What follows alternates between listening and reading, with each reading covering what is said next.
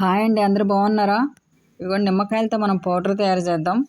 అదే నిమ్మకాయలతో పౌడర్ ఏంటని చూస్తున్నారా? చూద్దాం. దీన్ని మనం శుభ్రం కడిగేసి మనం రసాన్ని తయారు చేసేసుకోండి. రసాన్ని తయారు చేసేసుకుని వడగట్టేసుకుంటే గింజలు పోతాయి.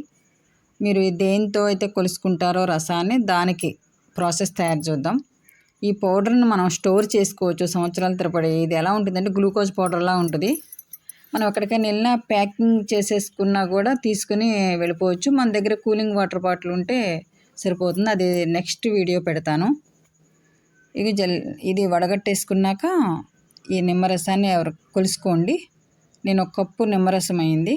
దానికి 3.5-4 కప్పులు పంచదార కలిపేసి మనం ఒక ప్లేటు కంచంలో ఇలా ఉండే కంచంలో మనం ప్లేట్లో పోసేయండి. అది రోజు మనం దీన్ని ఎండలో పెట్టుకోవాలి. ఏ రోజుకి ఆ రోజు పెట్టుకున్న రోజుకే మనకి అది అలాగా కొంచెం ఒక పాకంలాగా అయిపోతుంది. నెక్స్ట్ డే చూసుకుని మనం స్పూన్తో తిప్పుకుంటూ ఉండాలి.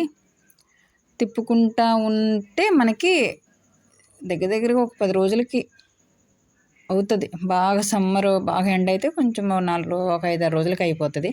ఇదిగోండి, మీకు కనిపించట్లేదు కానీ పాకంలాగా వచ్చింది. ఇదిగోండి,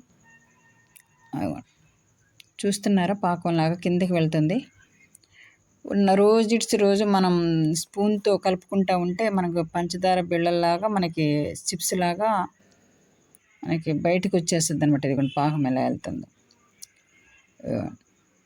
ఇదిగోండి ఇలాగా 2-3 రోజులకి ఇలా తయారవుతుంది.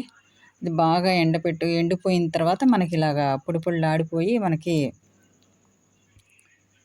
ఒక పంచదార అదిగోండి ఇలాగ గట్టిగా అయిపోతుంది. ఇక తడి అనేది ఉండదు.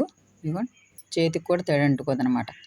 ఇప్పుడు మనం దీన్ని మిక్సీ పట్టుకొని జల్లిచ్చేసుకొని స్టోర్ చేసుకోవటమే. దీంతో ఏం చేయాలో మనం తర్వాత వీడియో పెడతాను నేను. షార్ట్ కాబట్టి 3 నిమిషాలకి ఇది సరిపోయింది. ఈ పౌడర్ని మనం జల్లిచ్చేసుకుని ఏదైనా ఉన్నా మనకి చక్క పౌడర్లాగా వచ్చేది. కూడా గ్లూకోజ్ పౌడర్ ఎలా ఉంటుందో అలా ఉంటుంది.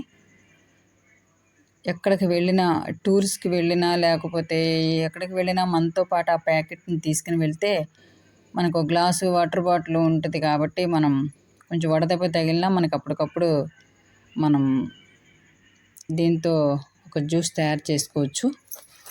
ఇదిగోండి, ఈ పౌడర్ని ఇలా తయారు చేసేసుకొని స్టోర్ చేసుకోండి.